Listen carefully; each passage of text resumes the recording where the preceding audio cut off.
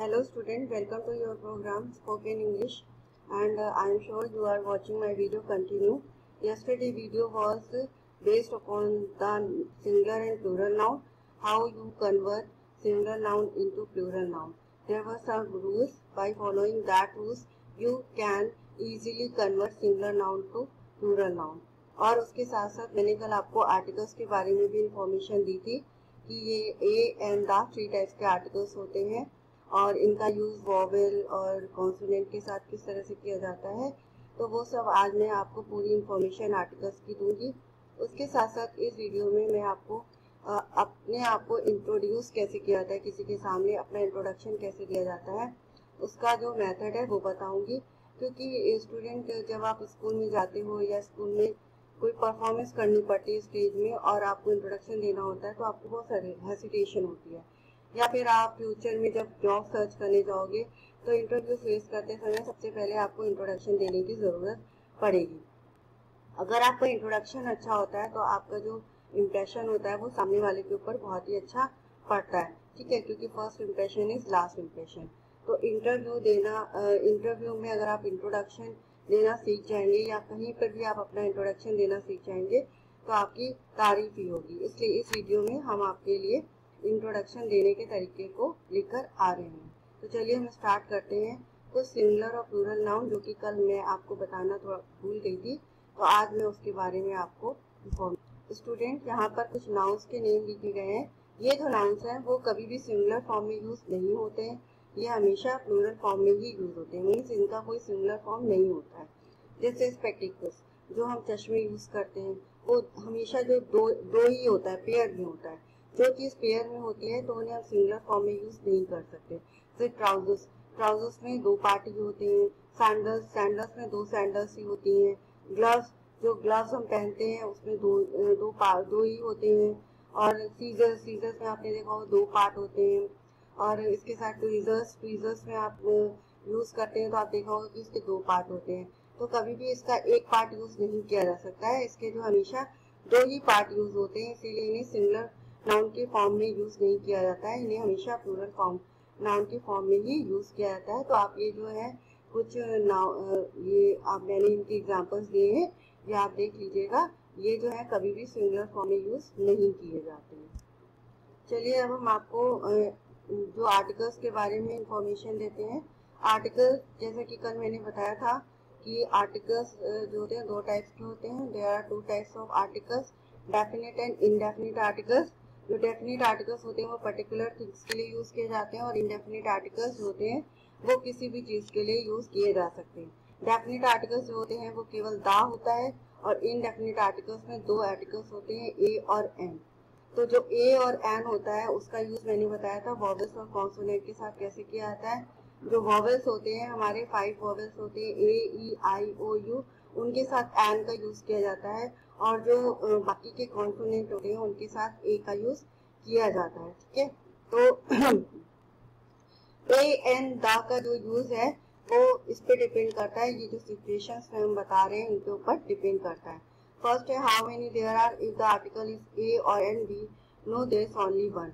मतलब है कि अगर सेंटेंस में किसी नाउन के साथ ए और एन लगा है तो उसका मतलब है कि वो केवल जो पर्सन, प्लेस और थिंग है वो केवल एक ही है। डिफरेंस इतना आएगा कि जो ए का यूज है वो कॉन्सोनेंट के साथ किया जाएगा और एन का यूज वॉवेल्स के साथ किया जाएगा। Whether the noun in question is specific one और जस्ट वन इन जनरल। मतलब अब जो आर्टिकल का यूज जो है हम कर रहे हैं वो इस पर भी डिपेंड करता है कि जो नाउन है वो एक विशेष नाउन है, स्पेसिफिक नाउन है, एक पर्टिकुलर नाउन है या फिर कोई भी जनरल नाउन है।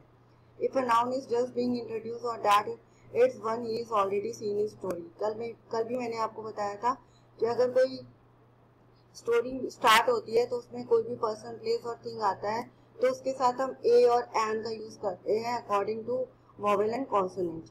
लेकिन बाद में वही पर्सन, प्लेस, एनिमल, थिंग हमारी स्टोरी में आता है तो उसके साथ ए और एन का यूज न करके द का यूज करते हैं, क्योंकि तब वो पर्सन, प्लेस और थिंग जो होता है वो हमारे लिए स्पेसिफिक हो चुका होता है, वो पर्टिकुलर हमारे लिए हो चुका होता है। चलिए अब हम सबसे पहले पढ़ते हैं और इनडेफिनिट आर्टिकल्स के बारे में। मैंने बता दिया है, I have already explain you that there are 2 indefinite articles, a and uh an an, और जो इनका यूज होता है वो सिंगुलर नाउन के साथ होता है, कभी भी प्लूरल नाउन के साथ इनका यूज नहीं होता है। और जो ये ए और एन का यूज होता है हम साउंड के अकॉर्डिंग करते हैं, मतलब जो ए और एन के बाद जो भी नाउन आता है उसमें जो साउंड होता है उस साउंड के अकॉर्डिंग हम ए और एन का यूज करते हैं। अगर ये जो होता है वॉवेल से शुरू होता है कोई भी नाउन तो हम उसके साथ एन का यूज करते हैं। ए ई आई ओ यू से स्टार्ट होने वाले वर्ड के साथ हम ए जो होता है एन का यूज करते हैं, और बाकी कॉन्सोनेंट के साथ हम ए का यूज करते हैं। नेक्स्ट है डेफिनेट आर्टिकल्स। डेफिनेट आर्टिकल्स केवल एक ही है, द, और ये जो होता है इसका यूज हम केवल सिंगुलर नाउन के साथ ना करके सिंगुलर, प्लूरल, अनकाउंटेबल नाउन के साथ भी कर सकते हैं। और ये वहां पे करते हैं जो डेफिनेट आर्टिकल दा का यूज जहां पर कहने वाले को और सुनने वाले को, यानी कि रीडर को, लिसनर को, स्पीकर को, सबको उस पर्सन, प्लेस, एनिमल, थिंग के बारे में जानकारी होती है, मतलब वो उनको जानते हैं, वो जो पर्सन, प्लेस और एनिमल, थिंग होता है वो उनके नोन होता है। किसके नोन होता है? लिसनर के, स्पीकर के, रीडर के नोन होता है अगर, तो वहां पे दा का यूज करते हैं। सेकेंड है कि अगर वो जो पर्सन, प्लेस और थिंग हमारे मतलब हमें पहले से ही परिचित है तो बाद में हम उसके लिए दा का यूज करते हैं। और दा का यूज हम कहाँ करते हैं? जहाँ पर केवल एक ही, मतलब हमारे पूरे अर्थ में कोई एक ही मैटर है तो उसके साथ दा का यूज करते हैं, ठीक है। और दा का यूज सुपरलेटिव डिग्री के साथ भी किया जाता है। जैसे कि मैंने पहले ही बता दिया है कि ए और एन का यूज जो होता है वो सिंगुलर नाउन के लिए होता है, और अगर ए और एन नाउन के साथ लगा हुआ है तो हम मतलब पता चल जाता है कि वो सिंगल थिंग ही है। एन का यूज वॉवेल के साथ किया जाता है, ए ई आई ओ यू के साथ, और ए का जो है वो बाकी के कॉन्सोनेंट के साथ किया जाता है। यहाँ पर कुछ एग्जाम्पल्स हैं, उसके थ्रू हम आपको बताते हैं कि ए और एन का यूज कैसे किया जाता है। जैसे आ मैन, अब मैन में एम क्या है? कॉन्सोनेंट, इसीलिए यहाँ पे क्या यूज किया गया है? ए का यूज किया गया है। अब ब्लू अम्ब्रेला, यहाँ पे बी क्या है? कॉन्सोनेंट है, तो इसीलिए यहाँ पे आ का यूज किया गया है। अब आ यूनिवर्सिटी, अब आप कहेंगे कि यहाँ पे तो यू जो है वो वॉवेल है, फिर इसके साथ आ का यूज क्यों किया गया है? तो देखिए, अगर साउंड वॉवेल का आ रहा है, ठीक है, यहाँ पे यूनिवर्सिटी में साउंड जो है वो या का आ रहा है, आ, ई, ऊ, ए, इनका साउंड नहीं आ रहा है, ठीक है। यूनिवर्सिटी में या का साउंड आ रहा है, तो यहाँ पे यूनिवर्सिटी के साथ ए लगेगा। साउंड को भी हमें देखना है। जैसे अम्ब्रेला है तो अम्ब्रेला में जो है आ का साउंड आता है। यूनिटी में भी या का साउंड आ रहा है तो आ यूनिटी होगा, एन यूनिटी नहीं होगा, आ यूनिवर्सिटी होगा, क्योंकि यूनिवर्सिटी में या का साउंड आ रहा है, आ का साउंड नहीं आ रहा है। Okay, then an apple, apple में ए जो है वो क्या है? वॉवेल है, तो एन का यूज हुआ है। इग्लू, इग्लू में आई जो है वो वॉवेल है, इसलिए एन का यूज हुआ है। एन आर, अब यहाँ पे आर है तो एच से स्टार्ट हुआ है ये वाला वर्ड, फिर भी यहाँ पे एन लगा है। क्यों लगा है? क्योंकि यहाँ पे जो साउंड है वो हमारा आ से आ रहा है। एन हवर नहीं बोलते, एन आर बोलते हैं, तो आ से साउंड आ रहा है, ठीक है। तो साउंड को भी देखना है। अगर हमारा साउंड आ, ई, ए, ऊ इनका प्रोड्यूस हो रहा है तो उसके साथ हम एन लगाएंगे, और अगर हमारा वॉवेल यूज हो रहा है लेकिन फिर भी साउंड जो है वो आ, ए, ई, ऊ इनका यूज नहीं हो रहा है, साउंड का प्रोड्यूस नहीं हो रहे हैं ये वाले, तो उनके साथ ए लगेगा, एन नहीं लगेगा। यहाँ पे हम दा का यूज करना आपको बता रहे हैं। ये दा का यूज कहाँ कहाँ होता है? रिवर्स के साथ, माउंटेन के साथ, मॉन्यूमेंट के साथ, और कुछ सर्टेन कंट्रीज के साथ लगता है जो दुनिया में केवल एक ही है। जब हम किसी पर्टिकुलर थिंग के बारे में बात करते हैं तो दा का यूज होता है। और सुपरलेटिव डिग्री के साथ यूज होता है। सुपरलेटिव डिग्री मतलब जब कई पर्सन, प्लेस और एनिमल, थिंग के बीच में कंपैरिजन होता है तो जो सबसे बेस्ट होता है उसके साथ दा का यूज होता है। जैसे for example the biggest, the most beautiful, the best, etcetera, ठीक है। और जो दुनिया में केवल एक ही चीज है उनके साथ भी यूज होता है। जैसे रामायणा एक ही है, मून एक ही है, गंगा एक ही है, तो उनके साथ हमारा दा का यूज होता है। ये हमने आपके लिए एक एक्सरसाइज दी है। इस एक्सरसाइज को आप स्क्रीनशॉट खींच के अपने घर पे करिएगा और इसमें ए, एन और दा का जो है फिलअप करना है।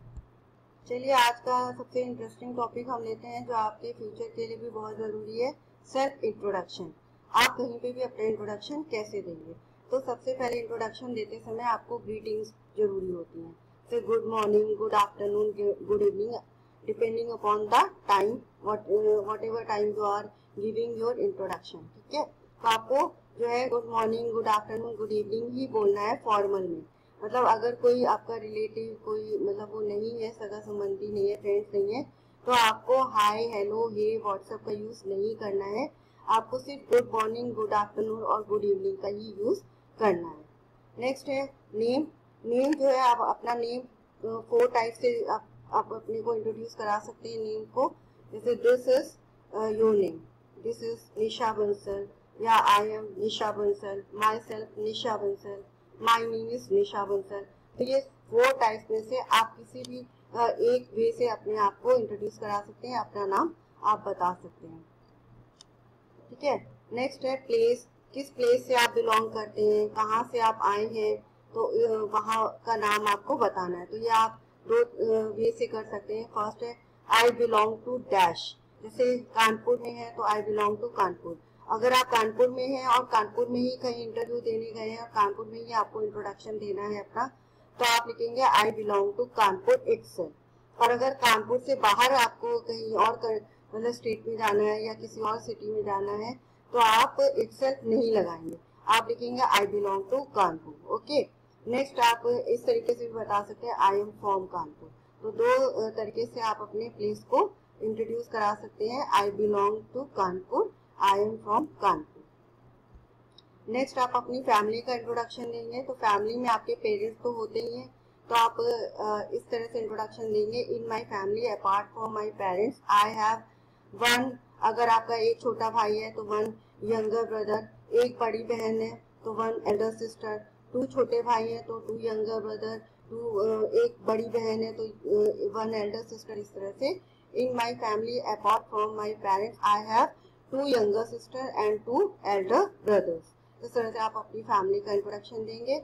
नेक्स्ट है क्वालिफिकेशन, कि आपकी क्वालिफिकेशन क्या है। जैसे आप क्लास 10th में हैं तो आई एम इन क्लास 10th, या फिर आई एम इन 10th स्टैंडर्ड, या फिर अगर आप ग्रेजुएट कर सकते हैं तो आई एम ग्रेजुएट या पोस्ट ग्रेजुएट, मतलब आप बीएससी या फिर एमएससी, बीए, एमए कर लिए हैं, तो आप इस तरह से अपना इंट्रोडक्शन देंगे, आई एम ग्रेजुएट और पोस्ट ग्रेजुएट। बीटेक कोई आपकी डिग्री है आपके पास, बीटेक, पीएचडी, तो आई एम बीटेक या पीएचडी इन स्पेसिफिक आपका जो सब्जेक्ट है। जैसे पीएचडी आपने केमिस्ट्री से किया है तो I am PhD in chemistry.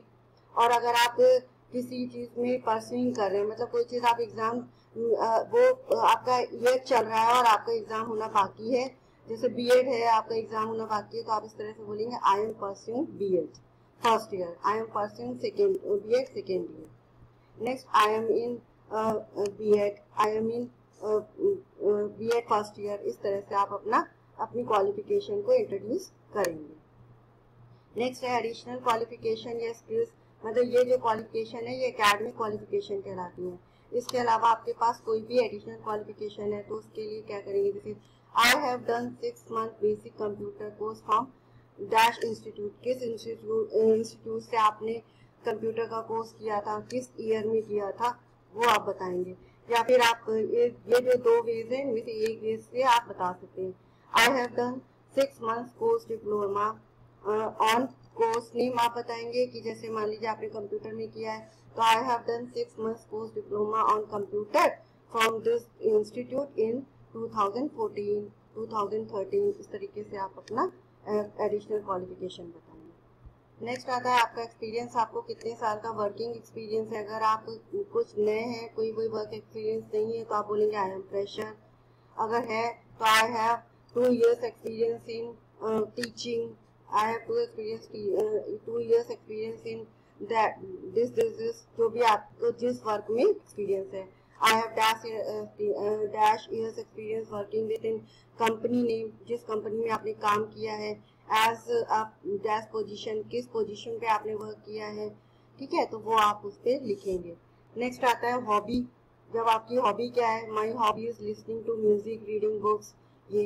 लेकिन डांसिंग के साथ आप हॉबी नहीं लगाएंगे, डांसिंग, सिंगिंग, प्लेइंग क्रिकेट, इस सब के साथ आप लव का यूज करेंगे, I love dancing, singing, playing cricket. इसके बाद आप एंड करेंगे, thanks all about me, thank you, that's all about me, thank you. इस तरह से आप अपना पूरा इंट्रोडक्शन देंगे।